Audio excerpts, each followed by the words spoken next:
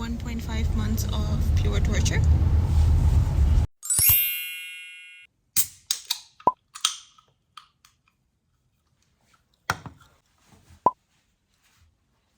First paper, ENT. Let's go.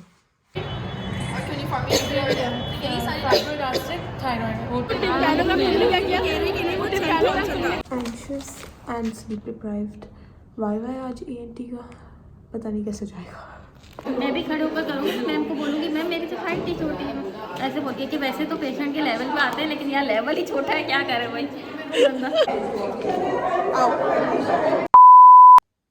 मैंने आई इतनी दफ़ा करी हुई है, इतनी दफ़ा करी है। पहले तैयारी करी थी ना आई की। Look at this book, it is freaking annotated to the T. I don't know if that's the right expression. पूरा भाई पढ़ा है, सब पढ़ा है मैंने।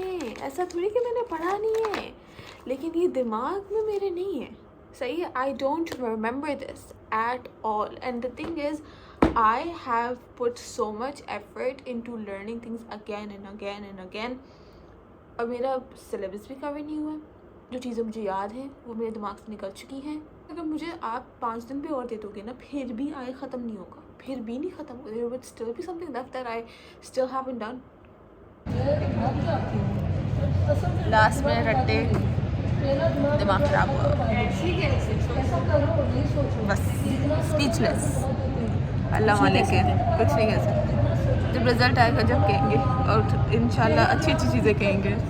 You know, I had a feeling that what if unconsciously I am filming my own demise, or I'm filming just the trajectory of my first exam going really well. Like my ENT paper went very nice. Both papers were very good, or all three you could say. I couldn't say the same for this. The MCQs were weird. The OSPs were weird. It's just weird. अस्सलाम वालेकुम, मेरा नाम doctor फ़िज़ा है और आज मैं आपकी आंखों का मुआयना करूँगी। दौरान मुआयना आपको कोई भी तकलीफ़ का सामना पेश नहीं होगा। अगर हो तो आप मुझे बता देंगे, मैं अपना मुआयना रोक दूँगी। इजाज़त। इतनी सर्दी हुई है तो नाखून भी नीले नीले हो गए। ऑब्वियसली मैं थक चुकी हूँ। The dark circles you guys can tell, but अभी बहुत सारे एग्ज़ाम्स रहते हैं मेरे। And the fun part is कि अभी जो ये एग्ज़ाम है ये लिटरली सिर्फ एक एक चैप्टर्स का है, लाइक एक एक सब्जेक्ट पे वीडियो स्टार्ट हो गई है।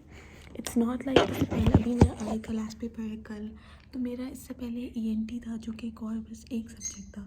बट अब आहिस्ता आहिस्ता the exams that I have to give are going to be modules, जिसके अंदर मुझे 5 सब्जेक्ट्स करने होंगे। एंड वो 5 तो वैसे भी नहीं हो पाएंगे, लेकिन सिलेबस इतना एक्सटेंसिव और गैप्स बहुत कम है। I am obviously freaking out, time नहीं है मेरे पास। एंड तैयारी हमेशा की तरह वैसी है जैसे होती है, could be better. I tried my best, लेकिन क्या कर सकते हैं। अल्लाह मालिक है।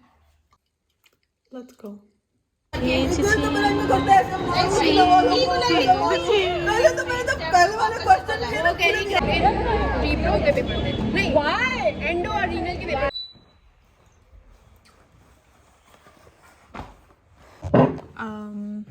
आज का पेपर हम क्या बोले, the MCQs weren't that good, I'll be honest. The OSPI was, alhamdulillah, that's because क्योंकि वो past OSPI थी, उस वजह से थोड़ी बेहतर चली गई। कितनी MCQs की प्रैक्टिस करी थी, न्यूरो के लिए इतना पढ़ा था, बट ऑनेस्टली तो कैमरा था शेक कर because my hands are shaking. I think अब तक अब मैं अपने पेपर्स का वेट करूँ तो ENT went great, both all 3 exams in fact. I was okay. वाई का इतना अच्छा नहीं था। अभी न्यूरो का I just don't know what to say. Like OSPI unobserved अच्छी थी, but the MCQs were very they were bad. I was clearly studying these notes and जिसने भी तो ये बनाया है God sent, और ये लिखा हुआ अभी गूगल कर लो लेजी इंसान, because I was truly thinking of कि मैं बाद में देखती हूँ, but this is so true. This is the mess I have. इन्होंने हमें ऑर्थो और रिहैब और डर्मा के लिए सिर्फ 2 दिन दिए हैं। आधा डर्मा हो चुका है। I have done the MCQs on here. अगर मैं दिखाऊँ कहाँ गए MCQs, हाँ तो मैंने MCQs कर लिए हैं क्रैक के, हाँ वो भी ChatGPT की हेल्प से। But I still have a lot of things left, क्योंकि ऑर्थो रिहैब रहती है तो मुझे टेंशन हो रही थी। तो मैंने कभी ऑर्थो की शमीम प्रिंट आउट मैंने करवाई हुई थी, मैं कभी कुछ ऑर्थो की चीज़ें देख लेती हूँ ताकि थोड़ी सी टेंशन मेरी बेहतर होगी। एंड हाँ, that's the plan. I have these notes for derma जो कि मैंने पहले पढ़ के एनोटेशंस करी थी। मेरे पास फर्स्ट एड भी रखी हुई है और क्या सब कुछ ही रखा हुआ है eight this point. 2 days for 3 modules. I haven't slept, I haven't eaten properly. I think I was studying for 16 hours a day, but I still wasn't able to cover up the syllabus. To one point, I just resorted to learning MCQs. I have no idea what's going to happen today. I have had my fair share of mental breakdowns, and I think that now we're just dependent on God for today's exam. Neuro, derma, ortho, we have 4 modules का viva है which is on Monday, today is Saturday. अब तक जो सारे exams गए ना, I am finally so glazed, my mind is so glazed, I have no idea what's going on in my life. जब मैं हॉस्टल भी गई थी मुझे ठक ठक ठक I fail like I was there giving my exams but like I wasn't really there. मुझे डी रियलाइजेशन या डी पर्सनलाइजेशन हो गई थी, आई डोंट नो। खैर ईएनटी का वाइवा फिर भी बेहतर गया था। तो आई वाज लाइक यार जब ईएनटी का मतलब काफ़ी अच्छा गया था तो मैं आई में इतनी एंक्शस नहीं थी, लेकिन फिर आई का मेरा अजीब सा गया तो now I am very anxious. And मैंने पढ़ा नहीं है बिकॉज अच्छा खासा पढ़ा है, बट जब आपका न्यूरो, ऑर्थो, डर्मा, रिहैब चलो नहीं है और अल्लाह करे ना आए बिकॉज जेसीएमयू का कोई भरोसा नहीं है, जब इन सब के वाइवाज एक साथ होंगे आप क्या क्या पढ़ोगे और क्या क्या छोड़ोगे। और मुझे बहुत एंग्जाइटी है अपने एग्ज़ामिनेशंस और काउंसलिंग के लिए, क्योंकि मेरा रोल नंबर के हिसाब से पहला स्टेशन मेरा हमेशा वही पड़ता है। तो अगर मेरा पहला स्टेशन अच्छा नहीं गया तो I get into my head and I start thinking about a lot. बहुत सारी चीज़ें रिवाइज करनी हुई। फार्मा के 2 स्टेशन पक्के होंगे, मैंने फार्मा देखी है लेकिन मुझे एक दफ़ा अच्छे से देखनी है, एटलीस्ट मैं क्लासिफिकेशन बोल दूँ। And a part of me is मैं अपने आपको तसल्ली दे रही हूँ फिजा, तुम्हारा अनऑब्जर्व्ड तो इतना बुरा नहीं गया, तो अनऑब्जर्व के बेसिस पे भी यू कैन पास। एंड कुछ ना कुछ तो वैसे ही एग्ज़ाम हो जाएगा ना, ऐसा तो नहीं है अल्लाह ना करे कि इतना बुरा जाएगा कि कुछ पढ़ के नहीं जा रही। बट स्टिल कुछ मसला है यहाँ। भी बाहर जा रहे थे ना एग्जाम में, बाहर कितने चेक इसके पीछे मुड़ के देखा मैंने कहा भाई सीएसएफ जो होता है वो घुटने में होता है और मैंने इंट्राविट्रल इंजेक्शन कह दिया, विट्रल आंखों में होता है जबकि इसमें फिर इंट्राआर्टिकुलर होगा। शुक्र है मुझे सारी चीज़ें आती थी, डिफरेंशियल्स आते थे। अच्छा एक तो उनकी आवाज़ भी आ गई थी इसलिए भी आती थी आसपास कान लगाए हुए थे यार, कोई आवाज़ सुन रही थी और आई स्वेयर पता स्कार्फ किसी सुनाई नहीं था तो मैं पूरा ऐसे करके किसी तरह आ जाए आवाज़। लेकिन मेरा एक स्टेशन, पहला स्टेशन मेडिसिन का इतना बुरा और इसका माशाल्लाह से उतना ही अच्छा, बट आई फॉरगॉट, मुझे भी याद ही नहीं है, मुझे इतनी एंग्जाइटी। फिर मैंने तवस्सुल किया, मैंने कहा अल्लाह ताला प्लीज़। उसके बाद से अल्हम्दुलिल्लाह was better. Pharma 10 out of 10, examination 10 out of 10, काफ़ी स्टेशन जो हैं उसमें अच्छे मार्क्स। तो फिर हम एक स्टेशन में 0 आए तो खैर हाँ, और बाकी हम डर्मा की टेंशन नहीं लेने वाले, हमने कर दिया क्योंकि डर्मा में हमने देखा कि वो उन्होंने अपेरेंटली एप्लीकेशन लिखी है, it was out of syllabus. सोचो डर्मा में बंदा इजी चीज़ है माइक्रो उठा के दी और 2 थे माइक्रो के स्टेशन, और ये था कहाँ? हाँ कुछ नहीं था डर्मा की किताब में तो कहीं नहीं लिखी, तो पैथो के अंदर माइक्रो के अंदर शायद जाके किसी हमने थर्ड ईयर के सिलेबस में थर्ड ईयर में भी फंगस के इतने एगार और नहीं पढ़े थे जितने बैक्टीरिया का एगार जितना वो होता है कॉमन होता है। मैंने तो सच बता दिया सर, हाईफे होता है। सिलेबस तो पूरा नहीं हुआ, तैयारी पूरी नहीं हुई है क्योंकि मैं जल्दी सो गई, पहली दफ़ा ऐसा हुआ है।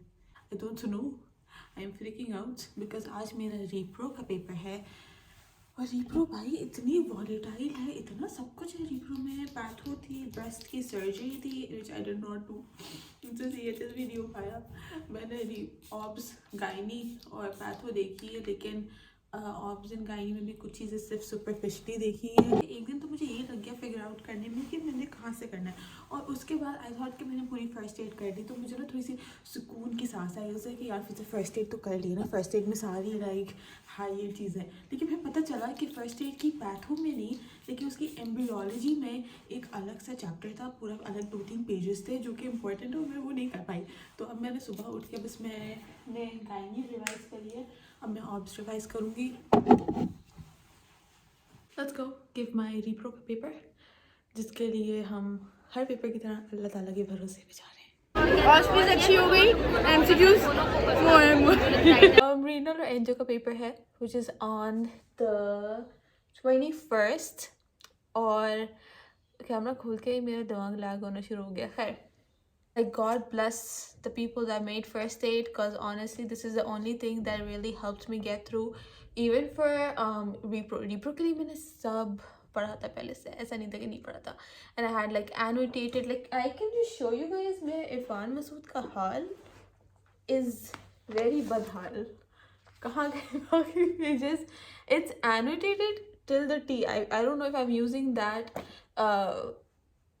phrase correctly or not, but hey, 2 दिन है मेरे पास, 2 दिन भी नहीं, बस 1 दिन रहता है जिसमें मुझे रीनल एंडो दोनों ख़त्म करना है। 5 subjects approximately for each module and that's crazy। सही है।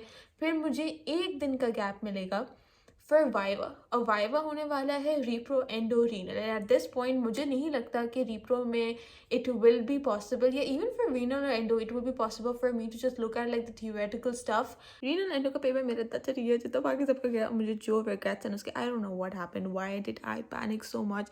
मैंने पेपर स्टार्ट कर दिया था and then like mid 40 questions I was still panicking. I was like, why are you panicking, you have studied this। तो फिर मैं वापस गई और मैंने फिर से सारे सॉल्व करने शुरू करे, and I made the most silliest mistakes and I corrected all of them, but I still made the most silliest mistakes। अच्छा, और जो questions ना कुछ अनऑब्जर्व में आए, और अनऑब्जर्व में मुझे वो चीज़ें आती भी जो थी, वो मेरा माइंड ब्लैंक हो गया। 1 दिन का गैप दिया है फॉर रीप्रो रीनल एंडो, इन तीनों का वाइवा है मेरा कल, and I am freaking out. मैंने मेन टॉपिक्स रीनल एंडो के तो कर लिए, रीप्रो बचा मेन, वो रहता है अच्छा खासा। मैंने बिल्कुल भी टाइम नहीं बस फार्मा देखने का और बहुत सारी चीज़ें देखने के लिए फॉर क्या कहते हैं repro, and I am freaking out. Defence के आएगा क्या एग्ज़ाम में? अगर वो आएगा जो मुझे आता है ऑल गुड, अगर वो आगे जो मुझे नहीं आता तो फिर बहुत बुरे हालात हो जाएंगे। डन विद 4th ईयर, अल्हम्दुलिल्लाह पास हो जाएंगे। वाइवा तो पता है पास, जितनी बुरा वाला वाइवा तो सबसे अच्छा